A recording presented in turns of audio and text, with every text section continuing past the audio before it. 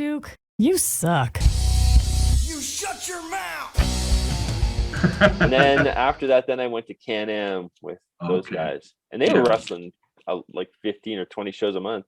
Oh yeah, they had lots, and they were doing like tons of First Nation dates and stuff. They were doing and bar shows. Really, well, they were doing bot shows, right? Like they were really smart about how they kind of ran that whole thing. No, that was fun. Like I tagged with Steve Rivers on up there pretty much the whole time, and had some singles, but it was a great time. Yeah, we were kind of, it was one of those things, like we knew they were running, we knew they had a lot of dates, you know, and Stampede, there was a time they weren't running a lot of dates. So we wanted to go work for Can-Am, and the Hearts pretty much told us, like, yeah, you go work for those guys, you're gonna have a real problem on this end. So we always, you know, felt we had to avoid it, because we didn't know, right? Where if we talked to, like I say, if we would have talked to you about what we were getting into, we would have said, yeah, we'll be back, we're going to work for these guys, right? Yeah. You know, that's the classic indie, like, oh, you can only work for us, but we only run once a month, you know. But yeah, exactly. Well, and the truth is, like, one of the things I was instrumental in getting was when I kind of started working some shows after I took a little time off, I had promoters calling me, right? So I'm saying, and it wasn't big money, but I basically was saying, you're going to give me a guarantee. I'm not working for the gate anymore. You know, like, this is my guarantee.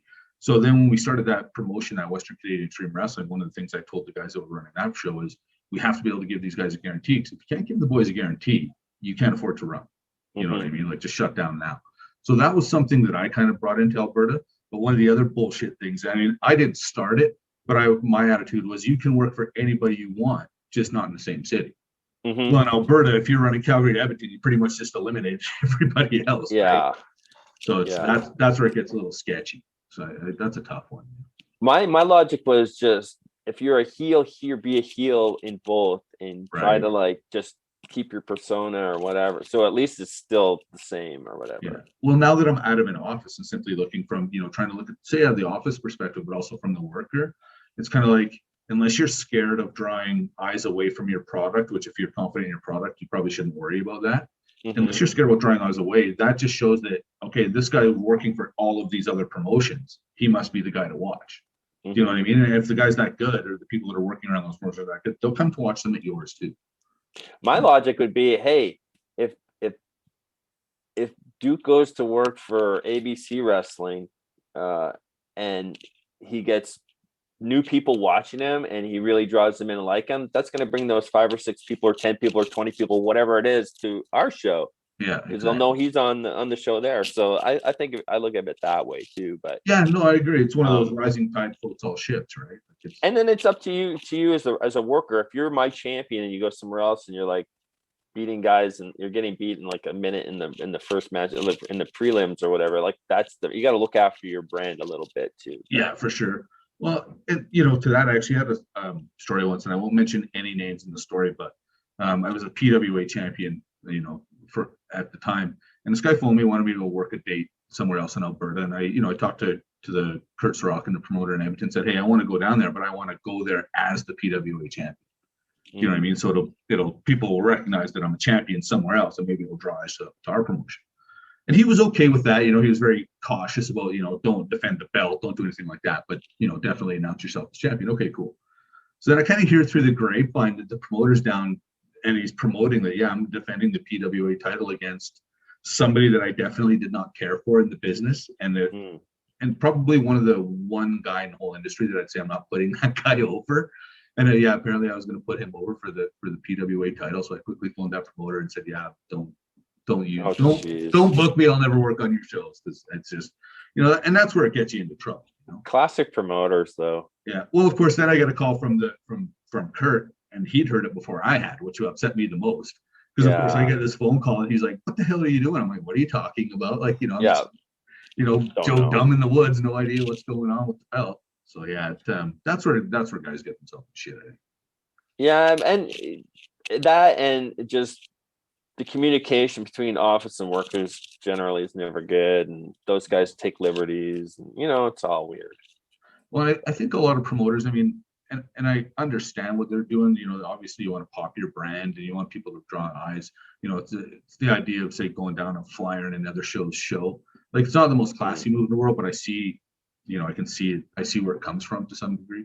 The carny aspect, and the one thing with like indie wrestling, it gets me because like every city's got 2 or 3 little companies, most Yeah. places or whatever, and it's like I always laugh because each one of the promoters or whatever promoters, they all think that they're Vince McMahon or like it's something crazy. You know what I mean? Like, Yeah. I'm like, dude, just try to get a good company going and put on some good shows. Like, Yeah. you're Be not realistic a about czar where wrestler. you're at and what you're doing. Like, you're paying these guys $20 if you're even paying them. Like, you know what I mean? Like, just Yeah. Understand you're not really like, you're bringing something to those people's lives because being able to work adds to your life and gives people a platform, but it's not like you're putting food on the table. yeah. You know, I'm like, just if they all would just work together, it'd probably work great. Or like, yeah. it's like when you say like, oh, you can't go work for that guy. Well, he was going to pay me $100. So if you want to raise my rate here $100, I'll gladly stay.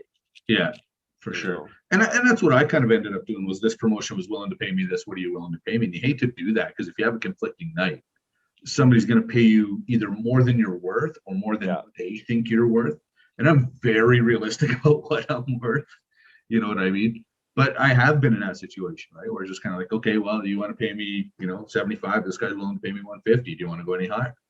Right? Like, because it's a business ultimately, Oh, I was booked to go to Mexico, and then I ended up taking a gig in South Africa instead because it was double the pay. Right. Yeah, So and as a businessman, you're a fool to turn that down. Yeah. Right? So, especially like if Mexico said, okay, we're going to give you residual income for the rest of your life if you do this tour. Okay, that's a different conversation. But if we're talking 6-12 weeks and the money's double, I hate to say it, but I got to go to South Africa. And this is how I made a living wrestling. Like, this is what I did. So it's like, yeah, I got to go for that, so. Well, and in that scenario, we hear the word independent contractor get thrown around quite a bit now, but I mean, in that scenario, that's absolutely what you are, right? The same as if that promoter's looking and he's got 2 names that are, we'll call them equal draws, and one of them's going to cost him less. Well, who's he bringing in? He's always going to bring in the cheap guy. Yeah. Right. So, what's coming up? What's going on? What's coming up in AEW for you? AEW, we have a pay-per-view. I don't know when is this. I'm not even sure when this is airing, but we have a pay-per-view coming up. And we have the shows every Wednesday, TNT Dynamite on TNT Dynamite, and we have AEW Dark Tuesdays, and we have on the new show too that just got announced this last week on Mondays. You want to talk about that for a second? Talk about Big Show signing. How do you? That's a pretty big deal, eh? I just saw it that day too, so it's like, that's great. I think that really brings a big star, big name value to the show, and I know he'll love it. Like, AEW is like not. I've been in a lot of locker rooms. I've been in a lot of places.